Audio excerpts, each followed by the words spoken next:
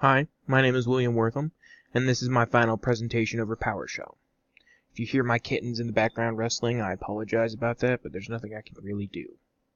So, what is PowerShell? If you were to look it up on a Wikipedia website, PowerShell is a task automation and configuration management framework from Microsoft, consisting of a command line shell and associated scripting language.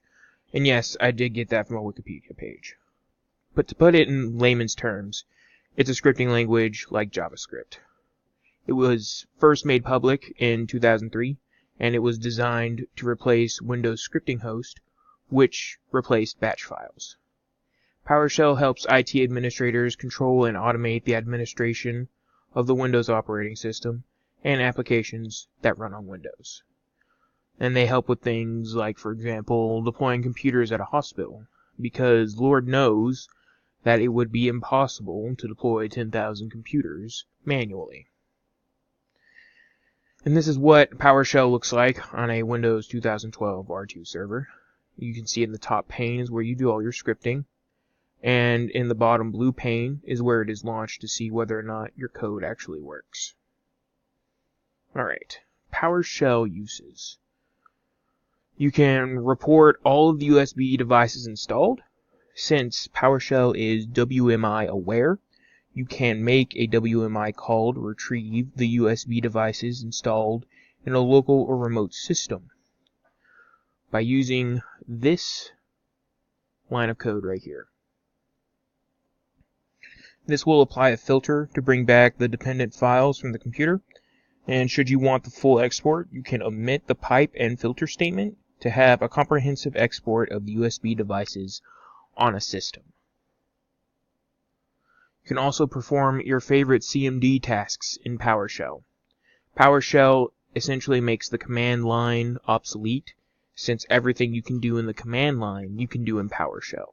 You can also do a lot more than just command line tasks in PowerShell. You can also kill a process in PowerShell instead of Task Manager. We will cover that over in the next panel. You can also background time-consuming tasks. If you have a command that will take some time to run, you can use PowerShell to send it to the background to complete.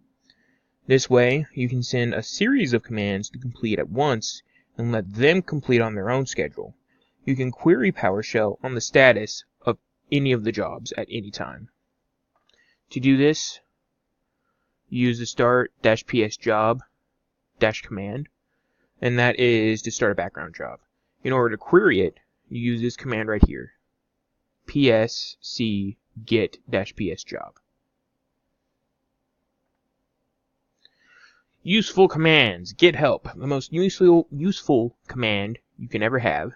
You can use this command to get help with any other command. And when you use the command, Windows will display the full command syntax. For example, if you wanted to know more about the get process command, you could use gethelp-name get process. Get service. The get service command provides a list of all the services that are installed. And if you are interested in a specific service, you can append the -name switch and the name of the service. When you do, Windows will show you the service's state. Get process. Just like you can use the get service command to display a list of all of the system services, you can use the get process command to display a list of all the processes that are currently running on the system. Kind of like Task Manager, but for PowerShell, basically. Stop process. This is one of the uses that were over here in this slide. Sometimes a process will freeze up. It happens. You can't really control that.